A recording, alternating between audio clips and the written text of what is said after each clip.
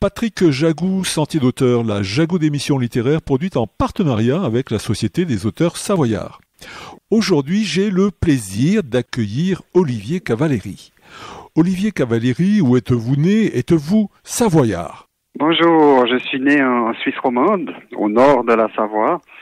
Mais comme le pays de Vaud où je vis, au bord du lac Léman, une ancienne terre savoyarde, il existe une grande proximité géographique, culturelle et historique avec les pays de Savoie et leurs habitants. Olivier Cavalieri, vous écrivez. À part écrire, que faites-vous dans la vie? Je fais le travail de l'historien, soit des recherches dans les archives et dans le terrain pour reconstituer les éléments du passé. J'aime à penser que la connaissance du passé nous aide à mieux comprendre le présent.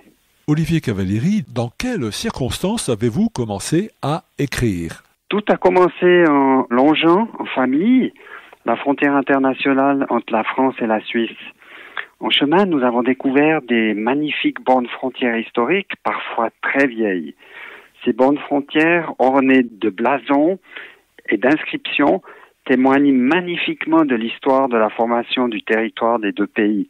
Ainsi, il m'est venu l'idée d'écrire des livres, des guides plus particulièrement, pour partager avec mes lectrices et mes lecteurs l'émotion de la découverte dans une nature souvent sauvage et sublime, la découverte de morceaux d'histoire européenne gravés dans la pierre.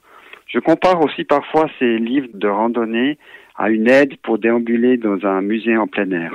Olivier Cavalieri, pouvez-vous nous parler en quelques mots de votre livre intitulé « Histoire de bornes, la frontière entre le canton du Jura et la France ». Oui, bien volontiers. Les livres Histoire de bornes sont des guides de randonnée historique.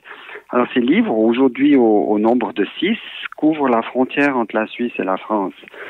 Ces livres nous emmènent en promenade sur la frontière internationale depuis le mont Dolent. Le mont Dolent, c'est là où la France, l'Italie et la Suisse se rencontrent, à une dizaine de kilomètres de Chamonix. Donc depuis ce mont Dolent jusque dans la région de Bâle.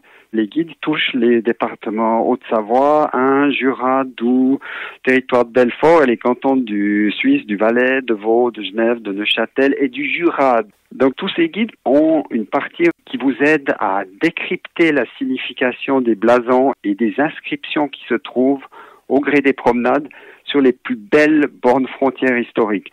Je pense par exemple aux aigles du royaume de Sardaigne ou à la croix de Savoie couronnée ou encore au lys du roi de France, ou bien aux différents blasons des cantons suisses, ou bien encore d'autres blasons, tous plus beaux les uns que les autres.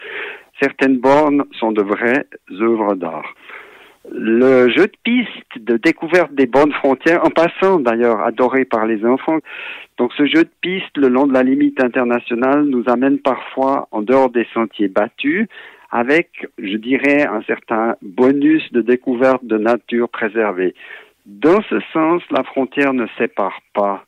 Elle nous permet de rencontrer et de découvrir maintes beautés naturelles et historiques. Chers auditeurs, nous parlions aujourd'hui de l'ouvrage d'Olivier Cavalieri intitulé « Histoire de bornes, la frontière entre le canton du Jura et la France », publié aux éditions Slatkin.